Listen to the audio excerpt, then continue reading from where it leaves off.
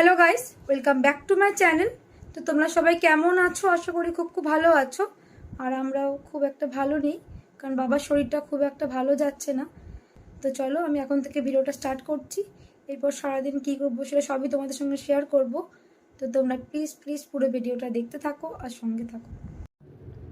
মেয়ে এখানে রেডি হয়ে নিচ্ছে, আর এটা কিন্তু ওদের স্কুল ইউনিফর্ম না, আজকে ওদের স্কাউটস অ্যান্ড গাইডস আছে, তো এটা তারই ইউনিফর্ম। মেয়ে নিজে নিজে রেডি হয়ে নেয়, ওকে আমাকে রেডি করতে হয় না। কিন্তু ছেলে যেহেতু একটু ছোটো, তার জন্য ওকে আমাকে রেডি করতে হয়। আর মোটামুটি ছেলেকেও রেডি করে দিয়েছি। আর কাল থেকে শরীরটা একটু ভালো ছিল না, যার জন্য ওদের টিফিনটা সেরকম করে বানাতে পারিনি, দোকান থেকে কিনে নিয়ে এসেছিলাম। এই কেকগুলো ছেলে খেতে খুব ভালোবাসে, মেয়েও ভালোবাসে, যার জন্য ওদের জন্য এটাই নিয়ে এসেছি। ছেলে যখন স্কুল থেকে বাড়ি আসে তখন প্রায় 1:45 বেজে যায়, আর মেয়ের প্রায় 1:45 বেজে যায়। তো এখন যেহেতু গরমটা প্রচণ্ড পড়েছে, তার জন্য একটু তাড়াতাড়ি ছুটি হয়ে যাচ্ছে, 9:15 ওদের ছুটি হয়ে যাচ্ছে। তার জন্য 2 প্যাকেট কেক দিলাম আর বিস্কিটও দিলাম, কারণ ছেলেমেয়েরা খাবার শেয়ার করে। এদিকে ওরা রেডি হয়ে গেছে, ওর হাজব্যান্ড এখন জুতো পরিয়ে দিচ্ছে, আমি রেডি করে দিই, আর হাজব্যান্ডের দায়িত্ব জুতোটা পরিয়ে দেওয়ার। তো ওরা চলে গেছে স্কুলে। আর এরপর আমি চাটা খেয়ে চান টান করে চলে এসেছি রান্না করতে, কারণ আজকে সব রান্না আমিই করব। সবজিটা কাটতে কাটতে কিছু কথা তোমাদের সঙ্গে শেয়ার করব। তোমরা তো সবাই জানো যে আমাদের বাড়িতে গোপাল আছে, আর শুধু আমাদের বাড়িতে কেন, অনেকের বাড়িতেই গোপাল থাকে। কিন্তু বিশ্বাস করো, আমাদের বাড়ি এই গোপাল এত কথা শোনে যে তোমাদেরকে আমি বলে বোঝাতে পারবো না। আর তোমরা হয়তো অনেকেই ভাববে যে আমাদের গোপালটা এরকম মাটির কেন। তারও একটা ঘটনা আছে, সেটা আমি অন্য একটা ভিডিওতে তোমাদের সঙ্গে শেয়ার করব। তো অত এখন যাচ্ছি না। তো আসল যে কথাটা বলার জন্য তোমাদের সঙ্গে বলতে এলাম, তো সেটাই তোমাদেরকে বলছি। আমরা যখনই কোনো বিপদে পড়ি বা যে কোনো সমস্যায় পড়ি, আমরা শুধু গোপালকে একবার ডাকি, বিশ্বাস করো আমরা সেই সমস্যা থেকে একদম উদ্ধার হয়ে যাই। আর শুধু আমরা নই, আমাদের আশেপাশে বাড়ির লোকজন যারা আছে, মানে পাড়া প্রতিবেশী কথা বলছি, বা আমার আত্মীয় স্বজন যারা আছে, তাদেরকেও আমরা বলেছিলাম যে এরকম গোপালকে ডাকতে, আর তারাও বাড়িতে এসে পুজো দিয়ে গেছে রীতিমতো। এরকম অনেক ঘটনা আছে আমাদের সঙ্গে। তো যাই হোক, কিছুদিন আগে বাবার শরীরটা এতটাই খারাপ হয়, মানে অম্বল গ্যাস হয়ে গেছিলো। রাত্রি তখন 11:30 বাজে, বাবাকে হসপিটালে ভর্তি করতে হয়। তো আমি তো গোপালকে বলেছিলাম, তুই যা খেতে চাইবি আমাকে মানে মনের মধ্যে বলে দে, তোকে সেটাই খাওয়াবো। তো যাই হোক, বাবাকে তো নিয়ে চলে যাই গাড়ি করে ভর্তি করতে। বাড়ি এসে পরের দিনকে যখন বাড়ি এলাম বাবাকে নিয়ে, তো মা তখন বলছে যে গুঞ্জা, মানে আমার মেয়ের নাম, তো গুঞ্জা মানসিক করেছে গোপালের কাছে যে ও ভোগ দেবে, পায়েস বানিয়ে দেবে।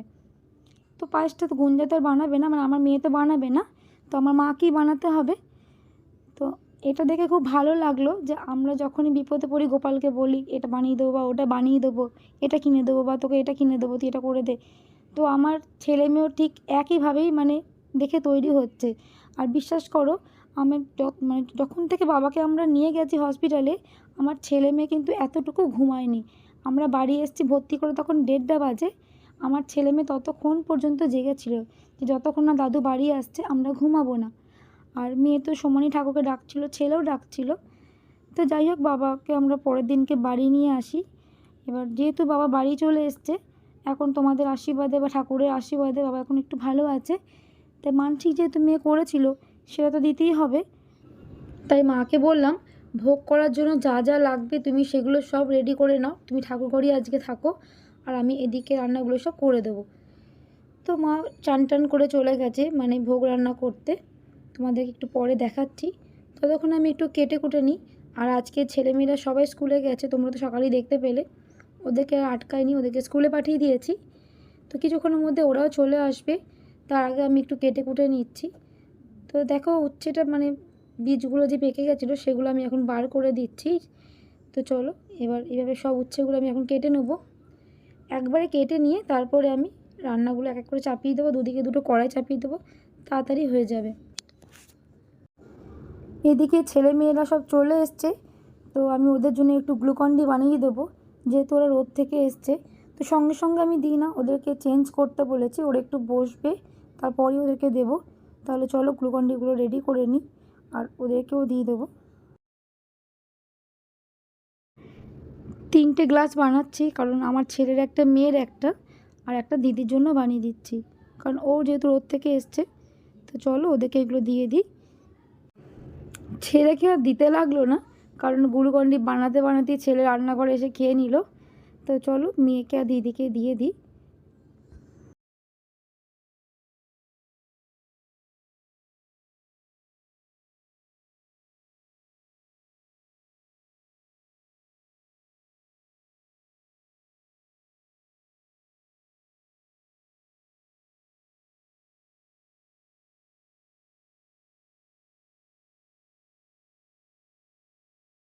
আজকে যেহেতু গোপাল দাদাকে ভোগ দেওয়া হবে, তার জন্য সকাল থেকে মাও না খেয়ে আছে আর আমিও না খেয়ে আছি।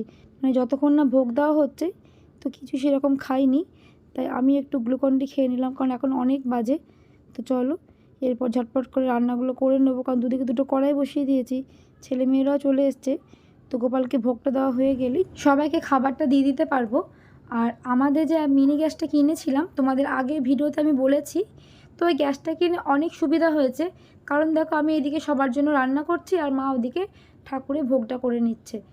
তো আর একটা কথা, মানে এই আঁশের গ্যাসে ঠাকুরের ভোগ করতে আমার ঠিক ভালো লাগে না, যার জন্যই একটা ঠাকুরের আলাদা করে গ্যাস নেওয়া হলো।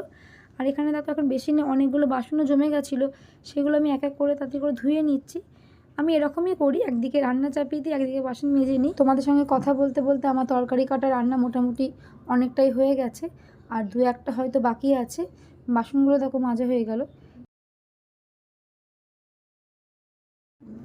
এবার একটু দেখি মায়ের ভোগটা কতদূর কি হয়েছে, কারণ গোপাল দাদাকে যতক্ষণ না নিবেদন করে দিচ্ছে, মানে পুজো করে দিচ্ছে বাবা, তো বাড়ি কেউ খেতে পাবো না। তাহলে চলো, আর হয়তো একটু আলু ভাজা করব, সেটা বাকি আছে, সেটা বসিয়ে দেবো, দিয়ে মায়ের কাছে যাব, গিয়ে দেখবো মায়ের কতদূর কি বাকি আছে।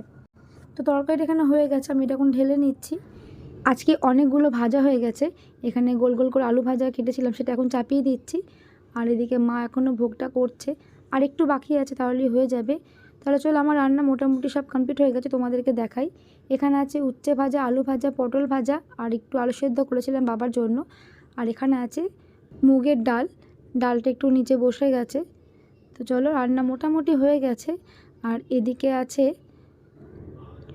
আলু পটলের তরকারি। আমি একটু মানে খুব বেশি ঝোল করিনি, একটু মাখা মাখাই করেছি। আর এদিকে এখন পনিরটা এখন হচ্ছে, ওটা কমপ্লিট হয়নি। আর এদিকে ভাত তো হয়ে গেছে। তো চলো, রান্না মোটামুটি সবই হয়ে গেছে, পনিরটা হলেই হয়ে যাবে। আর এদিকে অবস্থা দেখো, মেয়ে ছেলেকে শ্যাম্পু করিয়ে দিচ্ছে।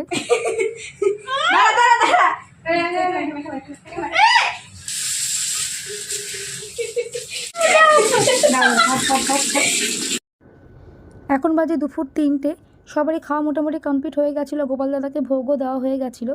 সেটা আমি তোমাদের সঙ্গে শেয়ার করতে পারলাম না, কারণ ডাক্তার দেখাতে হয় বলে। তো চলো, ডাক্তারখানা বাবা এখন বসে আছে, জানি না কতক্ষণ বসে থাকতে হবে। আমরা বাড়ি চলে এসেছি, আমরা প্রায় 3টের সময় বেরিয়েছিলাম ডাক্তার দেখাতে, আর এখন বাজে 5:30 মতো।